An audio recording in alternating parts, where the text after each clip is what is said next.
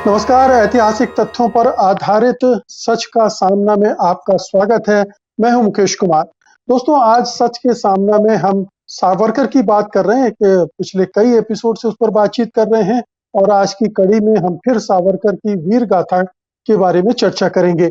आज की कड़ी में हम बात करेंगे उस विवाद की जो हाल में खड़ा हुआ था कि क्या गांधी ने सावरकर से माफी मांगने के लिए कहा था। सावरकर ने, आप जानते हैं कि कई माफीनामे लिखे थे और ये कहा गया था बीजेपी के एक वरिष्ठ नेता की तरफ से कि महात्मा गांधी ने कहा था कि सावरकर से कि माफी मांग लीजिए। हालांकि सच्चाई ये है कि महात्मा गांधी हिंदुस्तान में कभी सावरकर से नहीं मिले, न वो कभी अंडमान निकोबार उनसे मिलने गए और न ही उन्होंने सीधे उनसे खतो किताबत की थी। जो भी पत्र व्यवहार हुआ था वो सावरकर के छोटे भाई के जरिए हुआ था और उसमें भी उन्होंने ऐसी कोई बात नहीं की थी कि उनके कहने पर सावरकर माफी मांग ले। तो आज हम इस पूरे विवाद पर फिर से रोशनी डालेंगे, बताएंगे कि आखिरकार हुआ क्या था, सावरकर ने खुद से माफी मांगी थी या किसी और के कहने पर माफी मांगी थी। हमारे साथ जाने माने सामाजिक कार्यकर्ता और इतिहास के जानकार प्रोफेसर राम पुनियानी जुड़ चुके हैं। तो आइए उनसे बातचीत का सिलसिला शुरू करते हैं। सबसे पहली बात तो यही है प्रोफेसर पुनियानी कि क्या गांधी जी की कोई भूमिका थी सावरकर के माफी मांगने में? क्योंकि हम जानते हैं कि गांधी जी 1915 में हिंदुस्तान आए थे, 1910 में सजा हो गई थी, 1911 से सावरकर कैद में थे और तब से उन्होंने माफीनामे लिखने शुरू कर दिए थे। गांधी जी के आने के पहले ही वो 3 माफीनामे लिख चुके थे। जी, ये जो आपने बिल्कुल सही कहा कि अभी-अभी पहले तो इसको दोहरा दें हम कि बीजेपी के वरिष्ठ नेता रक्षा मंत्री राजनाथ सिंह ने ये बयान दिया था कि लोग सावरकर को बदनाम कर रहे हैं कि सावरकर ने माफी मांगी थी और सावरकर ने जो लिखा था वो गांधी जी के कहने पर लिखा था और उन्होंने कोई माफी नहीं मांगी थी। ये इसके बावजूद भी उन्होंने इस बात को कहा। अब आप बिल्कुल सही कह रहे हैं कि सावरकर जब 1910 में जेल में गए तो 1911, 13 और 14 ये 3 बार वो पहले ही माफी मांग चुके थे और तब तक जैसे आपने बिल्कुल सही कहा कि महात्मा गांधी दक्षिण अफ्रीका में वहाँ के अप्रवासी भारतीयों के अधिकारों के लिए लड़ रहे थे और उनका सावरकर से किसी प्रकार का कोई संबंध नहीं था। ये बात और है कि वो लंदन में सावरकर को मिलने गए थे एक बार इसी अफ्रीका के प्रॉब्लम के समर्थन के लिए, वो एक दूसरी घटना है। खैर, अब ये जो घटना हुई वो भी सावरकर और गांधी के बीच में प्रत्यक्ष रूप से नहीं हुई। सावरकर के छोटे भाई डॉक्टर नारायण सावरकर, इन्होंने महात्मा गांधी को पत्र लिखा क्योंकि इस समय महात्मा गांधी पूरे राष्ट्रीय पटल पर सबसे बड़े नेता के रूप में उभरे। तो नारायण सावरकर ने गांधी को पत्र लिखा कि आप सावरकर की विनायक दामोदर सावरकर की रिहाई में मदद कीजिए।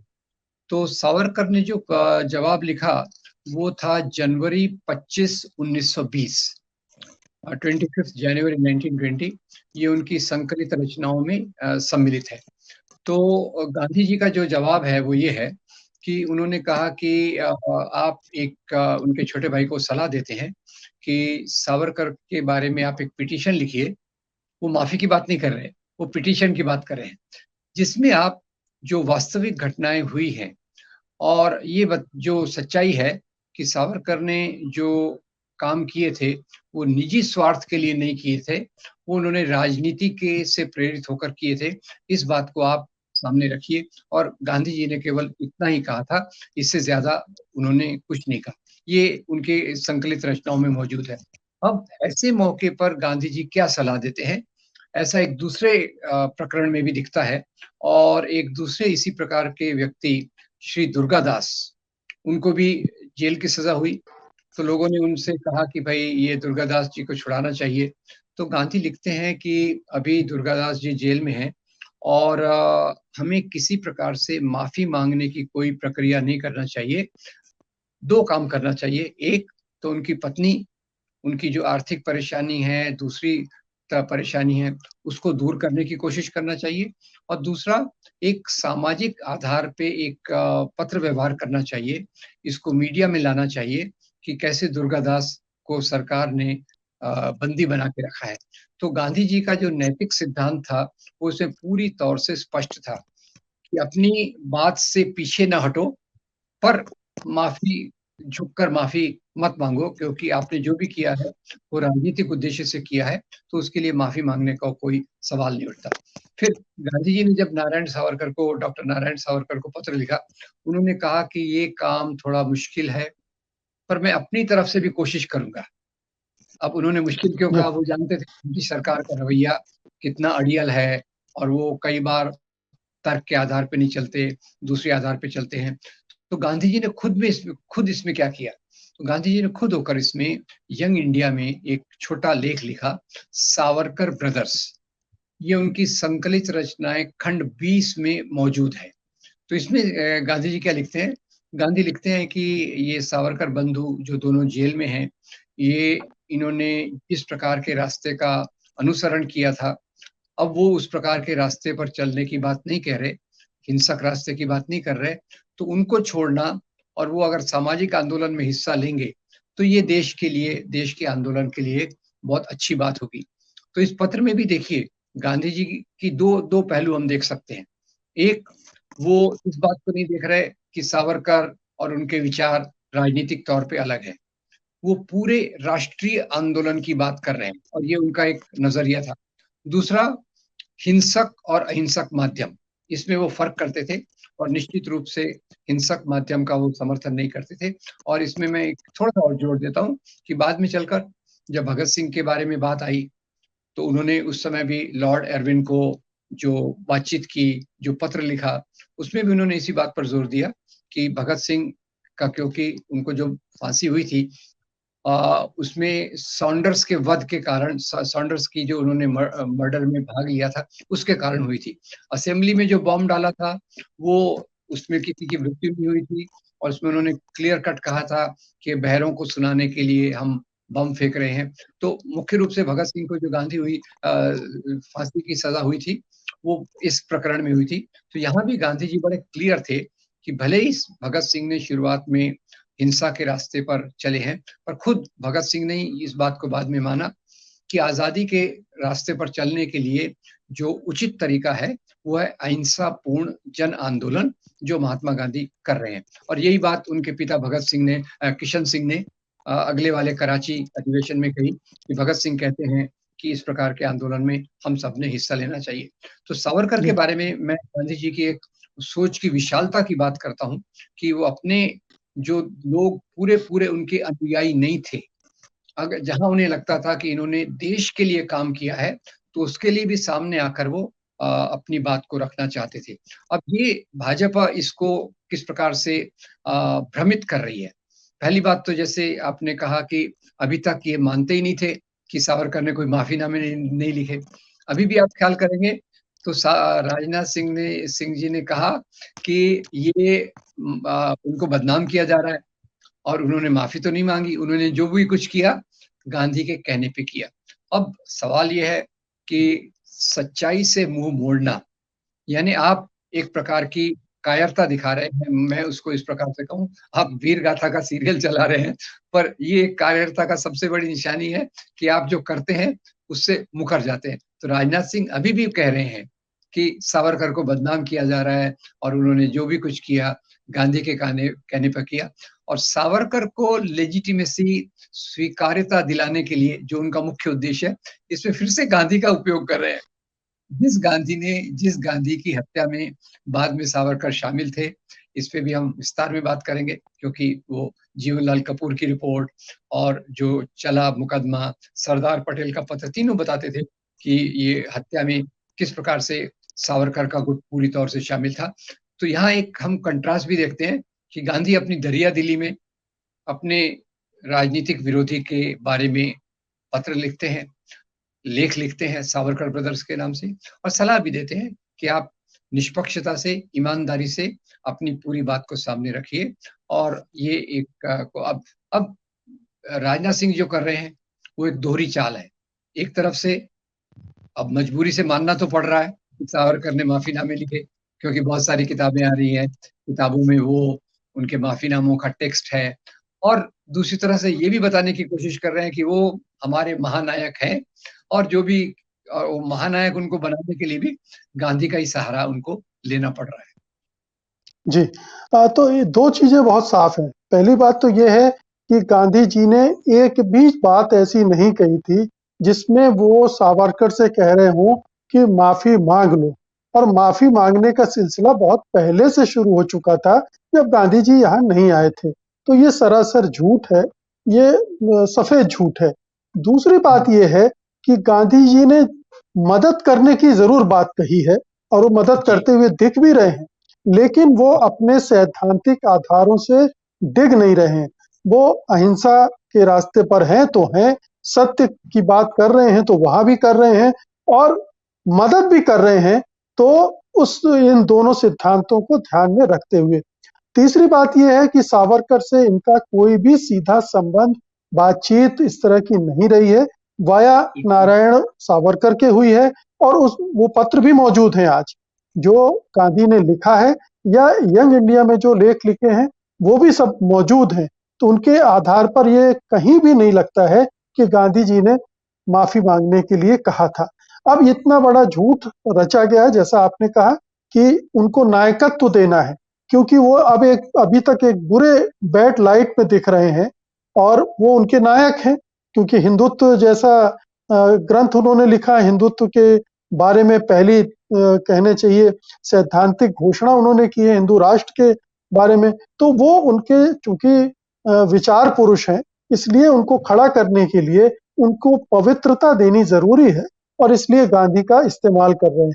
तो ये छद्म ये इस परिवार की और ये विचारधारा की एक पहचान रही है कि आप दूसरे नेताओं को एप्रोप्रिएट करते हैं, उनका इस्तेमाल करते हैं अपने पाप धोने के लिए। तो सावरकर के पाप इस तरह से तो नहीं धुलेंगे। जी बिल्कुल, क्योंकि अभी जो डॉक्यूमेंट्स अवेलेबल हैं, उनके माफीनामे तो ब्लैक एंड व्हाइट में है, जिसपे हमने 4 माफीनामों पे चर्चा भी की है, उस पे और भी चर्चा करनी है। तो वो उसमें तो साफ तौर पे अंग्रेज सरकार के सामने घुटने टेक कर भी एक नर्म शब्द है, उससे भी ज्यादा पूरा लेट कर वो कह रहे हैं कि मैंने जो किया गलत है, मुझे छोड़ दो, मुझे माफ कर दो, मैं आपका भटका हुआ बेटा हूँ, आप मुझे अपनी शरण में ले लीजिए। और उसके आगे कहते हैं कि आप जो भी काम कहेंगे मैं उस काम को करूंगा। तो उसके उलट गांधी जी की इसके बारे में देखिए, या वो दुर्गादास के बारे में जो कहते हैं, वो कहते हैं कि आप अपनी बात को ईमानदारी से पूरी रखिए, कि आपका इसमें कोई निजी स्वार्थ नहीं था, आप राजनीतिक उद्देश्य से आपने किया, उस आधार पे आपके साथ न्याय होना चाहिए। तो इन 2 बातों में बहुत फर्क है। और तीसरा, भाजपा तो इस प्रकार के खेल करती रही है, क्योंकि आजादी के आंदोलन में उनके पास कोई भी नायक नहीं है, आजादी के आंदोलन में उन्होंने कभी हिस्सा नहीं लिया, और जो ले देकर सावरकर जेल में गए थे, या दूसरे कोई भी थोड़े बहुत जेल में गए थे, उसकी अलग अलग कहानियां हैं। तो एक इसलिए तो एक तो सरदार पटेल को खड़ा कर रहे हैं, कल जिनकी 31 अक्टूबर को जिनकी शताब्दी मनाई जाएगी। तो ये इनका एक काम है कि कहीं ना कहीं से अपने लिए नायकों को ढूंढना। तो एक तो उन्होंने सरदार पटेल, जो आजन्म कांग्रेस के सदस्य थे, जो गांधी के सबसे बड़े फॉलोअर थे, सबसे बड़े मानने वालों में से थे, उनको एक ढूंढ लिया। और सावरकर की जो कमियां हैं उसको दूर करने के लिए गांधी जी के आवरण में उनको लपेटने की कोशिश कर रहे हैं। तो ये उनकी चालाकी है, ये राजनीति जिस प्रकार से करते हैं। जैसे आपने कहा हिंदुत्व की राजनीति, तो खैर हिंदुत्व की राजनीति की क्रेडिट तो सावरकर को जाना चाहिए, क्योंकि विचार तो चल रहे थे, उन्होंने इसको लिपिबद्ध करके सामने रखा, जिससे पूरी जो हिंदू राष्ट्रवाद की विचारधारा आई, जिस विचारधारा ने आजादी के आंदोलन का पूरा पूरा विरोध किया, वो पूरा सावरकर से शुरू होता है। इसलिए जी। ये सावरकर स्थापित करना चाहते हैं मजबूती से। जी। आपने एक अच्छी बात कही कि अगर मान लीजिए गांधी जी ने कहना भी चाहते या कहते भी उनसे माफी मांगने के लिए, तो उस भाषा में तो माफी मांगने के लिए कतई नहीं कहते, जिस तरह की भाषा का इस्तेमाल उन्होंने अपनी माफीनामे में किया है। वो पूरी तरह से नतमस्तक हो गए हैं, हर तरह से, मतलब ब्रिटिश साम्राज्य की मदद करने की, उसके प्रति वफादार रहने की बात कर रहे हैं, जबकि गांधी जी उनके खिलाफ आंदोलन चला रहे हैं, देश को आजाद कराने की बात कर रहे हैं। तो इस तरह की भाषा का गांधी कभी समर्थन ही नहीं कर सकते थे, जिस तरह से उन्होंने इस्तेमाल किया है, जिस तरह से अपने विचारों को उन्होंने इस निचले स्तर तक ले गए हैं अपने माफीनामों में। जी। और वो खैर ये बात हमने बात की कि कहते हैं कि ये उनकी चालाकी चालाकी का काम था, पर अब हम तो जैसे 100 साल बाद देख रहे हैं, तो उन्होंने बिल्कुल वही किया जो उन्होंने माफीनामे में लिखा। यानी आजादी के आंदोलन से दूर रहे, लगातार जो गांधी आजादी के आंदोलन के नेता थे, उनकी हमेशा आलोचना करते रहे।